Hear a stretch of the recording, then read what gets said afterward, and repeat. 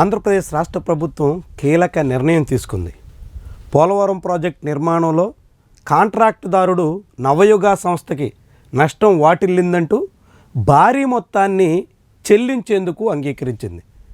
Arbitration పేరుతో ఏకంగా 742 కోట్ల రూపాయలని నవయుగ సంస్థకు కేటాయిస్తూ ఏపీ క్యాబినెట్ నిర్ణయం తీసుకుంది. చాలా ఆసక్తికరమైనటువంటి వ్యవహారం. పోలవరం ప్రాజెక్టులో ఇప్పటికే అనేక రకాలుగా నిధుల సమస్య ఉంది. నిర్వాసితులకి పునరావాసం కల్పించడంలో తీవ్ర జాప్యం జరుగుతోంది. దాని మీద అనేక రకాలుగా ఆందోళనలు ఉన్నాయి. అలాంటి సమయంలో ఈ ప్రాజెక్టు పరిధిలో భాగంగా హైడల్ పవర్ ప్రాజెక్ట్ నిర్మించేందుకు మొత్తం 5,000 కోట్ల రూపాయలతో కాంట్రాక్ట్ వర్క్స్ కేటాయించారు. అయితే 2019లో జగన్మోహన్ రెడ్డి ప్రభుత్వం అధికారంలోకి వచ్చిన తర్వాత రివర్స్ టెండరింగ్ పేరుతో అనేక కాంట్రాక్టుల్ని రద్దు చేసింది. అందులో భాగంగానే 2019కి ముందు అధికారంలో ఉన్న చంద్రబాబు నాయుడు ప్రభుత్వం కేటాయించిన కాంట్రాక్ట్ని నవయుగ సంస్థకు అప్పగించిన దాన్ని రద్దు చేసింది. నవయుగ సంస్థ ఎవరిది? ఈనాడు సంస్థకి ఇప్పుడు ఎండీగా ఉన్నటువంటి కిరణ్ రామోజీరావు తనయుడి వియ్యంకుడికి సంబంధించిన సంస్థ. చింతా విశ్వేశ్వరరావు శ్రీధర్కి సంబంధించినటువంటి సంస్థ నవయుగకి ఇప్పుడు చంద్రబాబు ప్రభుత్వం ఏకకాలంలో 742 కోట్ల రూపాయల నష్టపరిహారాన్ని చెల్లించే దిశలో అడుగులు వేస్తున్నటువంటి వైనం అత్యంత చర్చనీయాంశంగా మారింది.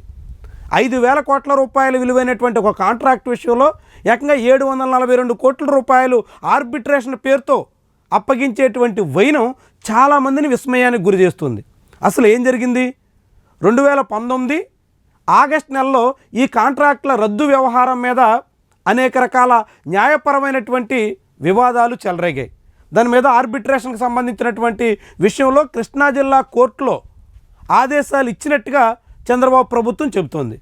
2024 డిసెంబర్ నెలలో దానికి సంబంధించినటువంటి ఉత్తర్వులు వెలువడ్డాయి అంటూ క్యాబినెట్ వెల్లడించింది.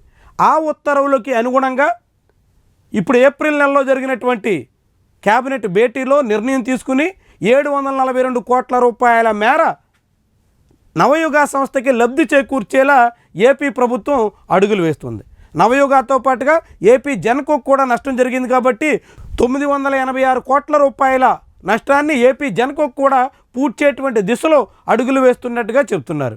అంటే దాదాపుగా 1,600 కోట్ల రూపాయల వరకు నష్టాన్ని కేవలం ఒక 5,000 కోట్ల రూపాయల ప్రాజెక్టులోనే రెండు సంస్థలకి కట్టబెట్టేటువంటి దిశలో ఏపీ ప్రభుత్వం తీసుకున్నటువంటి నిర్ణయం అత్యంత ఆసక్తికరంగా కనిపిస్తోంది. దీని వెనక ఏం జరిగింది? అసలు పూర్తి స్థాయిలో ఇలాంటి నిర్ణయం తీసుకోవడం వెనక కారణాలేంటి? ఇవన్నీ ఏపీ ఇరిగేషన్ శాఖ వెల్లడించాల్సి ఉంది. మరి